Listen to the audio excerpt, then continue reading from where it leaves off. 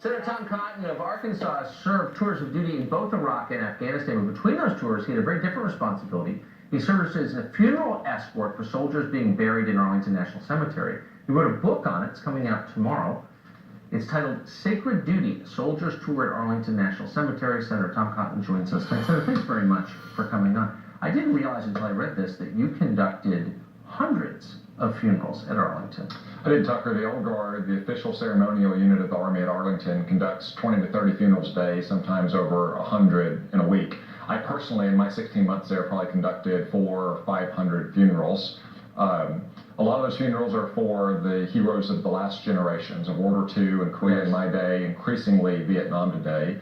Unfortunately, we had to perform active duty funerals on occasion as well. Not as many now as we did in 2007 and 2008, of course. But despite that volume of funerals, the Old Guard approaches funerals with a no-fail, zero-defect mindset. The standard is always perfection, to give that one last indelible image of honor for the family and for the loved ones, and to show everyone else who sees them the kind of honor that we pay to those who give the ultimate sacrifice for our nation. What a way to experience our country. What did you learn from all those? Yeah, I learned about just how much love in their hearts the American people have for our warriors. Whatever they think about the wars they have fought, and we fought some controversial wars over the last 50 years, Arlington really is a place that kind of brings the entire country together. There are no Democrats or Republicans there, no liberals or conservatives.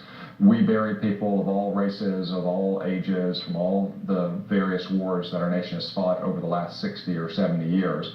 And really, Arlington has played that role in our nation's history since it was birthed in the most divisive time in our nation's history. I mean, Arlington was birthed in the Civil War 155 years ago today, as a matter of fact. Private William Chrisman was buried on May 13th, 1864, on the old Custis Lee plantation, and that was really the origin of Arlington National Cemetery. Over time, Confederate soldiers were buried there.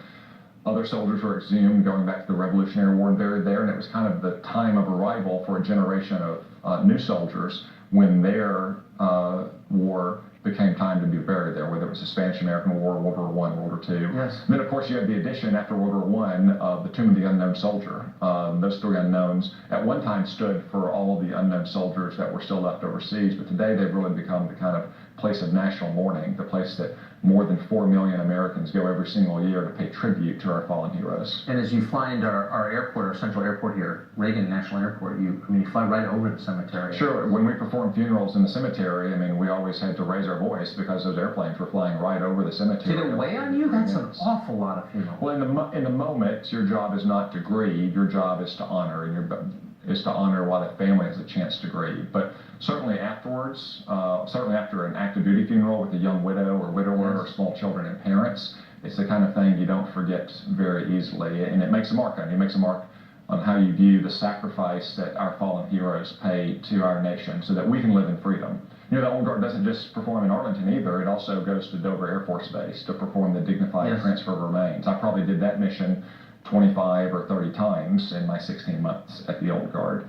you know, carrying the flag-draped remains of my fellow comrades in arms who just died a few hours earlier overseas, and that's an image you can never forget. No, that is extraordinarily heavy. I don't know how I missed that. I mean, that must inform how you see everything about your current job. Well, what I saw in Iraq and Afghanistan informs it, but what I saw at Dover Air Force Base and at Arlington with the Old Guard also informs it. It's a reminder of the consequences of failure in policymaking, that we do have that sacred duty to honor those who have fallen, but also to provide for those who come after them, who are going to be fighting tomorrow's wars, to make sure we care for them. And I describe all that in Sacred Duty and that mindset that the Old Guard has to achieve that standard of perfection, that ethos of excellence that really can apply in anyone's life no matter what they do. But for their military, especially for the soldiers who honor our fallen heroes in Arlington, it is absolutely essential. Amen. Tom Cotton, thanks for that. Thanks, Tucker. We'll be back tomorrow.